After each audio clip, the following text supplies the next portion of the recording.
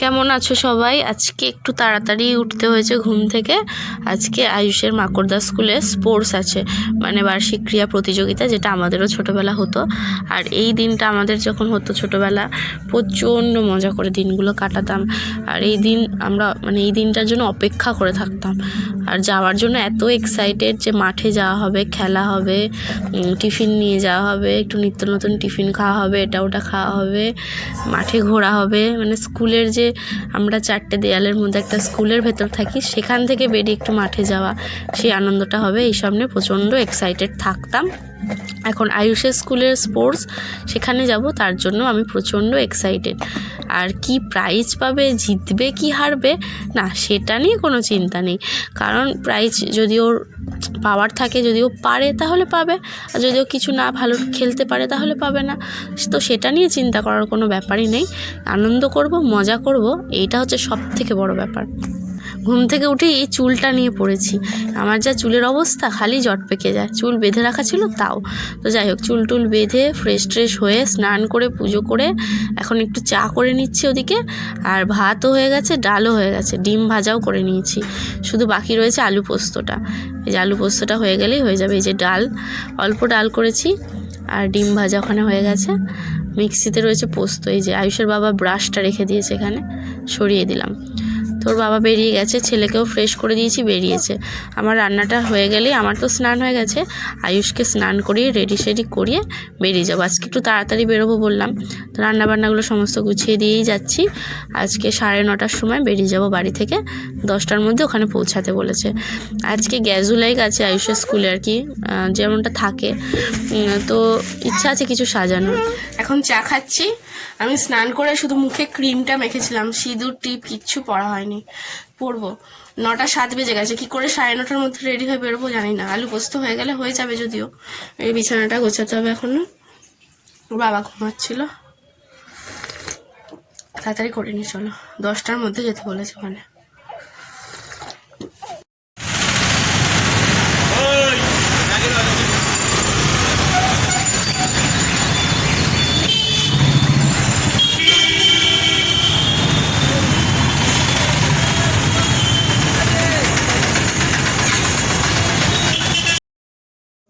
চলে এসেছি মাঠে।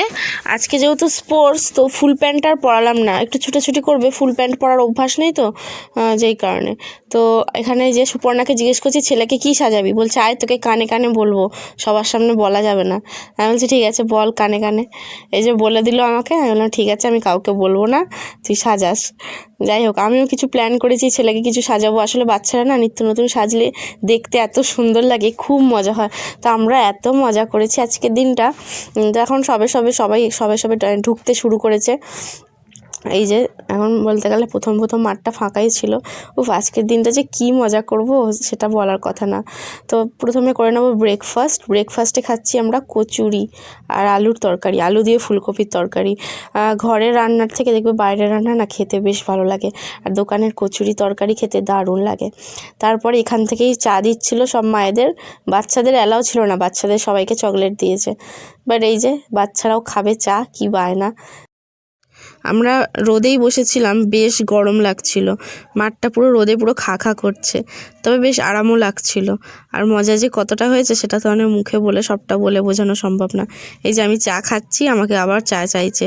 তো লাস্টে একটুখানি ছিল, এই যে আমার খাওয়া হয়ে গেছে প্রায়, এই যে আবার দিলাম। সে তো খুব খুশি, যে সোয়েটার টোয়েটার সব খুলে দেবো এরপরে। তো এই যে এখন হচ্ছে গেম হবে। আয়ুষের যে গ্রুপটা, ওদের 2টো করে গেম দিচ্ছে। আয়ুষ 2টো খেলায় পার্টিসিপেট করছে, হিট দ্য টার্গেট আর বাস্কেটবল। এই বাস্কেটের মধ্যে বলটা আর কি ছুটতে হবে, আর একটা হচ্ছে হিট দ্য টার্গেট, ওটা উইকেটে বল ছুটতে হবে, জাস্ট টিপ করা, এইটাই। তো বেশ মজা লাগছে। আয়ুষকে এই যে ওনারা সব শিখিয়ে দিচ্ছে, বলে দিচ্ছে এইভাবে খেলবে। ও দাঁড়িয়ে দাঁড়িয়ে সবার কথা শুনছে।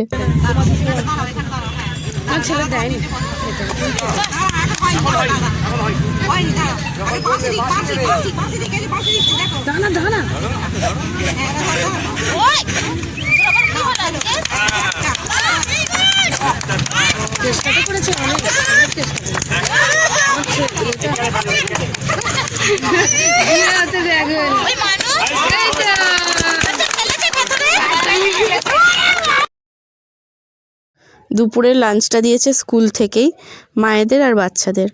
তো দিয়েছে নানপুরি, আলুর দম, মিষ্টি আর ডিম সেদ্ধ। যদিও পুরো খাবারটা আমি শেষ করতে পারিনি। টিফিনের পরেই ক্যাজুয়ালাইক খেলা হচ্ছিল। তো আয়ুষকেও কিছু বললাম যে সাজাবো। এই যে আয়ুষকে সাজিয়েছি বৃদ্ধ।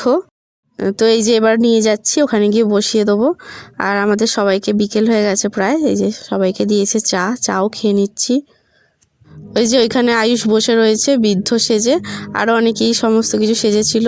সুপর্ণা ছেলে সেকেন্ড হয়েছে, ওকে জংলি সাজানো হয়েছিল পাতা দিয়ে জামা কাপড় করে, ওটাও বেশ ভালো হয়েছিল। বাট আয়ুষ গ্যাজুলাইকে কিছু হয়নি, তোমাদেরকে বলি কিছু হয়নি, বাট সাজিয়েছিলাম, এটা বেশ মজা করেছিলাম আমরা, এটাই।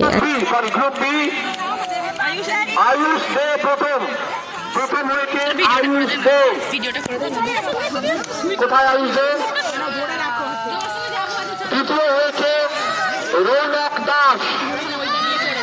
রৌনক চলে এসো, রৌনক চলে এসো।